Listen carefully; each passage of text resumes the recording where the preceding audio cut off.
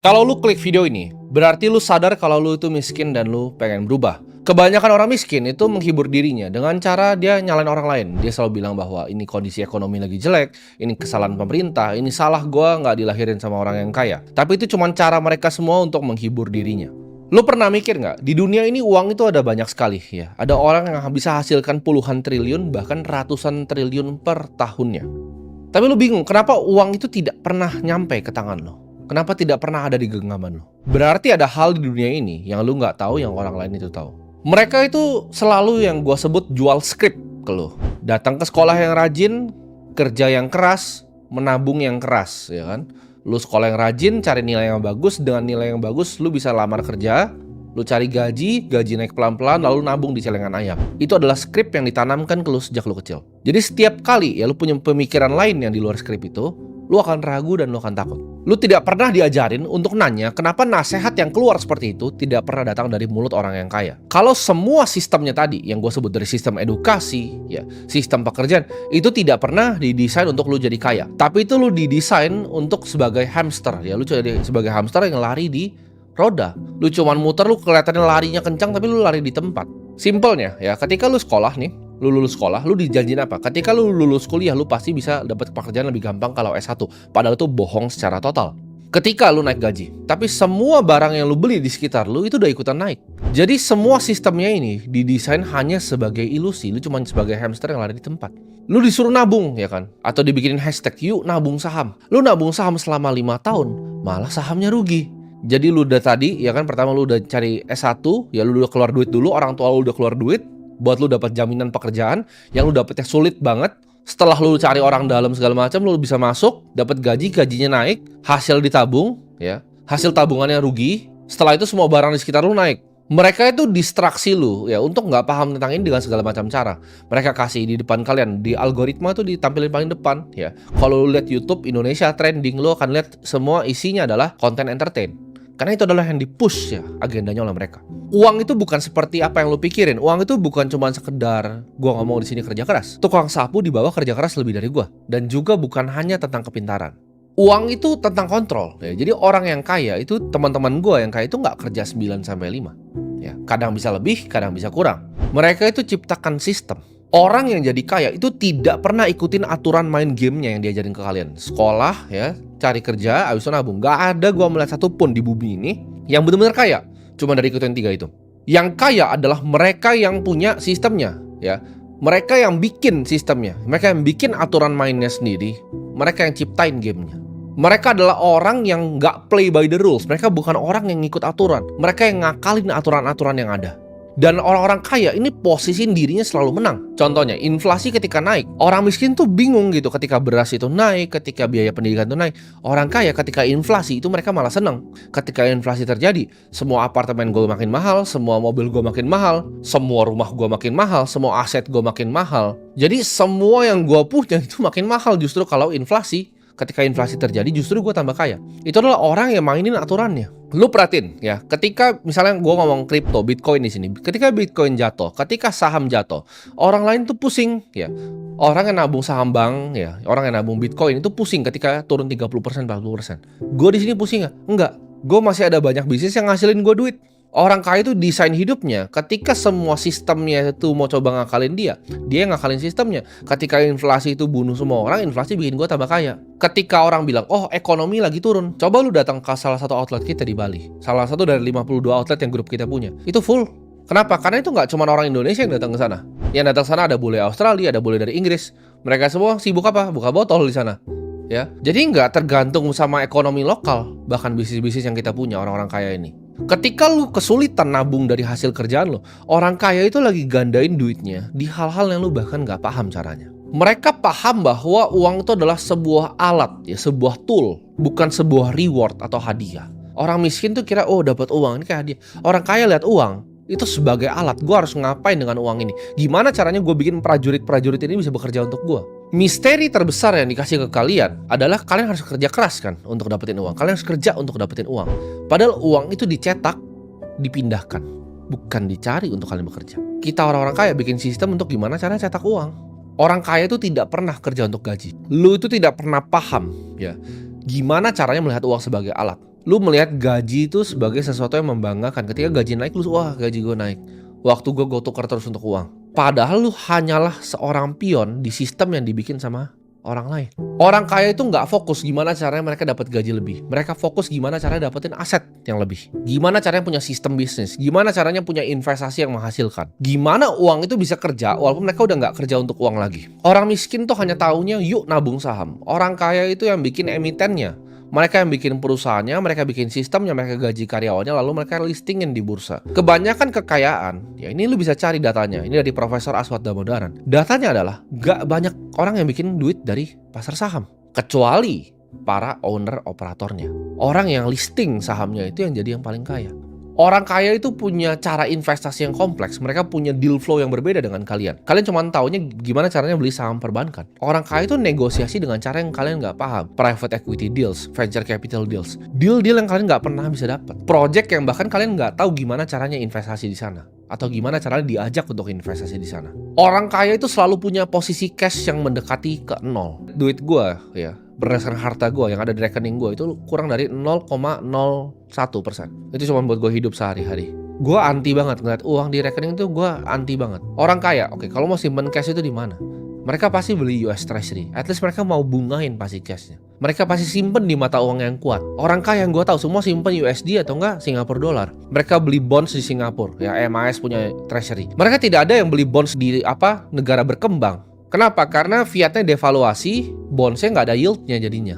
Orang kaya itu paham kalau cash itu sampah. Jadi di saat lu ngerasa aman, oke gue simpen uang di tabungan nih. Orang kaya, yang mereka lakukan adalah mereka gimana cara gue buang-buangin uang ini ke tempat-tempat yang lain. Gimana cara uangnya gue buang, oke jadi US Treasury, oh uangnya gue buang jadi S&P 500, oh uangnya gue buang ya jadi properti, jadi gedung. Uangnya gue buang lagi jadi outlet yang ke-30. Mereka itu paham uang itu mengalir kayak sungai. Dapat uang Bitcoin, dapat uang S&P 500, dapat uang masukin ke venture capital ini fund 3, dapat uang masukin ini ke deal flow private equity yang beda, dapat uang masukin ke token project yang baru listing, dapat uang temen mau IPO masukin duluan. Kita udah masuk duluan sebagai friends and family-nya. Kita masuk duluan sebelum semua beli. Sebelum pencet bel ting, badut-badut semua masuk. Minimal di situ ketakutan gitu kan dengan 30 juta yang lo pegang. Hey, ini jangan sampai hilang, ini tabungan gue takut resiko. Beda banget cara kita melihat duit ya, orang kaya sama lu disuruh untuk belajar takut ya kan, oh mau belajar ini nggak mau belajar gitu, belajar AI oh nggak ngerti belajarnya, diajarin gratis di sini di YouTube gue juga oh nggak mau belajar. Orang kaya itu yang mereka lakukan adalah beli informasi, beli terminal di sini 500 juta per tahun, itu nggak masuk ke akal lu untuk beli informasi seharga 500 juta per tahun, nggak bisa lu proses gitu loh. Oh lu pikir oh mendingan untuk DP rumah karena lu miskin. Tapi nyatanya di dunia ini ada 325.000 orang kaya yang bayar 500 juta per tahun untuk bisa akses data terbaru sama informasi terbaru. Orang kaya itu rela buang duit hanya untuk mendapatkan koneksi. Lu bilang ke gue di sini, Warren Buffett mau makan sama gue, 100 miliar gue bayar cash sekarang. Buat makan siang doang, ya kasih gue waktu 1 jam. Gue akan bayar 100 miliar hanya untuk informasi yang keluar dari mulutnya. Kenapa? Karena semahal itu informasi. Itu yang orang kaya tahu, orang miskin nggak tahu. Bedanya lu yang tahu deal flow sama enggak atau apa informasinya. Lu tidak diajak ke informasi-informasi tertentu. Lu belum tahu aja orang-orang kaya itu kita sangat edik sama informasi. Kita kayak pecandu informasi ya. Gue ketika ngelihat sesuatu, oke, ini gue pernah ngelihat waktu itu Macro Report tahun 2018. Ini siapa yang punya? Oh, ini dulu pernah jadi managing partner di GLG Group, hedge fund dengan 36 billion dollar. Dia jual kelas gitu kan. Ada kelas. Ini orang udah running fund 36 billion dollar. Dia jual kelas 7.000 dolar ya gue beli gitu. Walaupun 99% gue udah tahu, tapi ada 1% yang gue belum tahu. Di situ gue belajar. Orang akan bilang, gila lu beli kelas 100 juta, lu kena tipu. Enggak, gue gak kena tipu. Walaupun 99% gue udah tahu di situ. Tapi ada satu report yang gue bahas buka, ini menarik ini reportnya tentang makro. Mungkin ada yang tahu tuh gue sebut apa. Ini gue sebutnya di sini nama kelasnya tuh Real Vision. Gue ketika gue beli itu 7.900 dolar. Gue dapat sesuatu walaupun gue udah tahu banyak yang di dalamnya ya. Ketika gue buka course-nya gue udah tahu banyak, tapi gue dapat sesuatu bos. Sedangkan lu gue suruh coba beli kelas 100 juta. Lu bilang, oh ini si Raul Paul ini scam nih. Dia orang kaya udah lama bego gitu. Dia memang bikin begitu untuk filter siapa yang mau masuk atau siapa yang nggak mau masuk. Lu lihat ya dari sistem sekolah, sistem perusahaan, sistem gaji, sistem perbankan. Coba gue sistemnya bank ya, gue jelasin ke lu. Lu sekarang datang ke KPR ke bank. Bang, please minta tolong gitu kan. Saya mau KPR rumah. Lu harus ngemis ke bank. Sedangkan kalau gua nggak pernah ke bank, orang bank yang selalu datang kantor gua. Nganterin apalah segala macam. Mereka yang minta gua, "Pak, please mau nggak ambil utang 100 miliar sama kita?" Coba, kenapa lu ngemis buat ngutang rumah ke dia, tapi bank itu yang ngemis ke gua untuk minta utang? Coba lu pikir pakai otak. Itu didesain sedemikian rupa sistemnya supaya yang duit itu terkonsentrasi di atas, sedangkan yang di bawah ini cuma makan serpihan roti. Karena kenapa? Orang kaya itu punya akses ke informasi yang lu tidak pernah punya. Ketika gue pernah dengar teman gue, dia lagi KPR, dia nggak bisa bayar. Lu nggak tahu bahwa hutang itu bisa direstrukturisasi, lu bisa datang ke bank untuk ngomong. Tapi lu nggak punya otaknya, nggak punya informasi dan nggak tahu pengetahuannya. Jadi semua itu cuma skill issue. Itu semua cuma ada di otak lu doang. Pola pikir lu doang yang kayak orang miskin. Contoh ya, gue bilang Bitcoin akan apresiasi 20-30% per tahun. Lu semua yang nonton borong Bitcoin gue, kalau ngikutin, bulan by bulan udah untung semua. Tapi masih ada orang yang portonya belum bertumbuh. Kenapa? Karena ketika dia turun 30%, dia jual, dia pikir dia lebih pintar dari gue. Gue beli 50 Bitcoin, gue taruh di Instagram story, harga 16.000. Orang ketawain gue. Mereka jualan di situ. Belum ada itu yang namanya influencer kripto, 16.000 Bitcoin. Belum ada satupun di Indonesia yang ngomong konten gini tentang Bitcoin.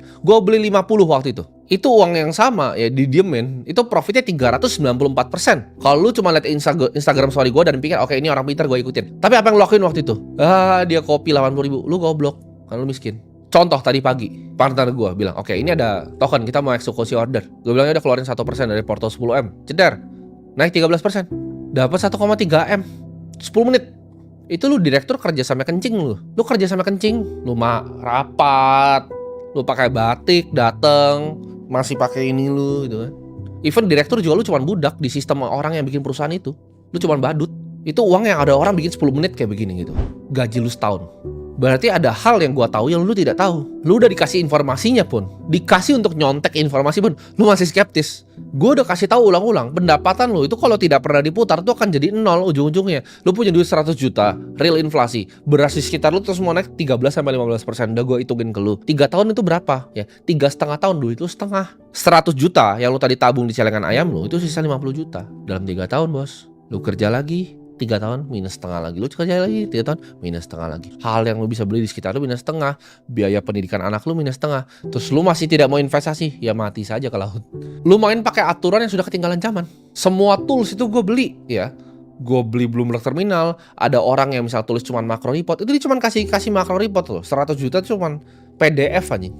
PDF 13 lembar. Lu pasti pas baca itu, aduh gue kena tipu 100 juta. Lu goblok banget gitu. Padahal dia kasih tahu ini oil mau kemana gitu. Lu bisa selalu ngelakuin counter trade macro play yang dari PDF 13 lembar itu. Tapi lu gak ngerti caranya. Dengan edge informasi, gue punya informasi yang lebih dari lu. Gue itu bisa bikin 1,3 miliar dalam waktu 10 menit. 10 menit tadi pagi.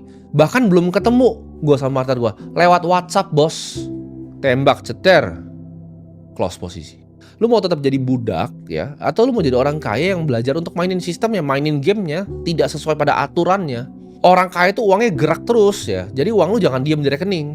Kalau lu mau keluar dari sistem, lu harus mikir cara yang lain, cara yang lebih efisien, cara untuk ngakalin gamenya. Ada cara yang bikin uang tuh lebih efisien dibandingkan lu lakuin sekarang. Oke, ini gue contoh paling sederhana deh, yang paling sering beredar gitu kan, yang paling sering beredar gitu. Orang miskin tuh karena dia sangat takut resiko, mereka punya kepercayaan goblok tadi dengan sekolah, kuliah, kerja, nabung jadi miskin. Nah, mereka kan udah diajarin gini kan dari kecil.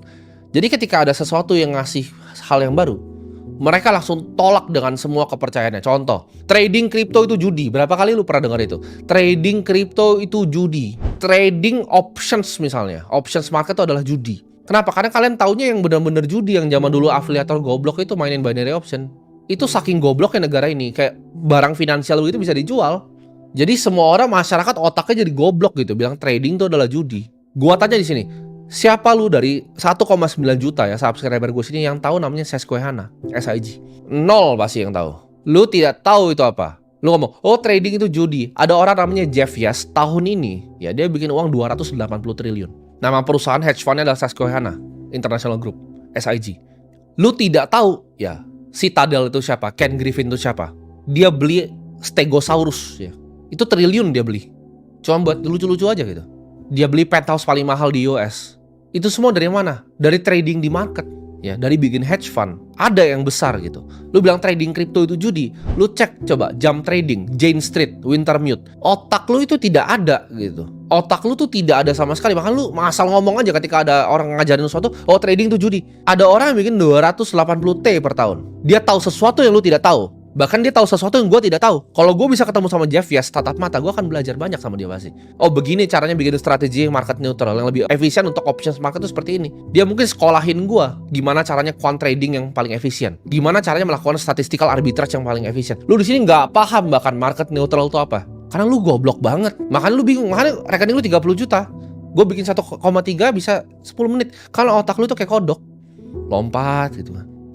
Jeff Yass itu dulunya pemain poker. Dia belajar gimana caranya menang di options market. Orang tuh banyak yang salah kaprah gitu, karena ya media gitu kan. Oh founder startup ini segala macam.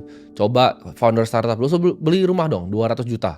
Kayak Ken Griffin. Nggak mampu bos. Suruh beli rumah 5T nggak bisa. Nggak ada uangnya. Karena mereka cuma valuasi yang ngambang sebelum IPO perusahaan buat mereka buang di retail goblok kayak kalian semua. Grab, IPO sadar, buang, dar, selesai. Gamenya begitu terus gitu loh. Kayak kapan kalian mau sadar? Lu dengan otak ikan lu yang kecil itu, lu selalu skeptis dengan semua hal. Oh trading crypto scam. Oh ini scam. Gue udah bilang kripto itu adalah masa depan. Lu masih nggak percaya? Ya wes, kan mau gimana gitu. Lu suka bilang seperti ini ke gue. Gue suka percaya motivasi Timothy, tapi kalau kriptonya gue nggak dulu deh. Kan lu goblok banget. Lu bodoh banget. Lu tuh mikir lu pintar gitu kan. Lu hebat gitu. Gue kasih tahu ya, orang-orang hedge fund tadi yang gue sebut itu bisa beli hidup lu sampai buyut lu tuh 100 generasi ke atas. Tuh nyari duit itu nggak bisa, lu nggak bisa nyari kayak mereka. Lu sampai mati pun nggak bisa nyari duit kayak mereka. Ketika portfolio gue naik 10%, gue bikin 100 miliar. Itu lu kerja sampai mati. Sampai lu masuk tanah, sampai lu bawa tanah, lu nggak bisa cari duitnya. Ada caranya untuk bikin duit di dunia ini. Tapi ketika orang yang bisa bikin bahkan mau luangin waktunya untuk ngomong ke lu skeptis gitu kan. Kalau bisa kaya dari sini, kenapa diversifikasi? Suka-suka gue bos. Orang kaya itu selalu tahu untuk cara taruh duitnya di mana.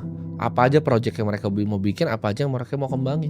Ketika lu lihat suatu paradigma yang baru, oh AI itu scam, oh crypto itu scam, otak lu yang scam. Ketika habis nonton ini, lu sadar gamenya itu baru lu mau mulai atau enggak. Antara lu mau main ya, untuk kalah doang, atau lu mau menang di gamenya. Itu cuma semua di pilihan lu. Dan orang yang take action sekarang untuk giat investasi ke ilmu, investasi ke informasi, investasi ke dirinya sendiri, belajar aset-aset masa depan.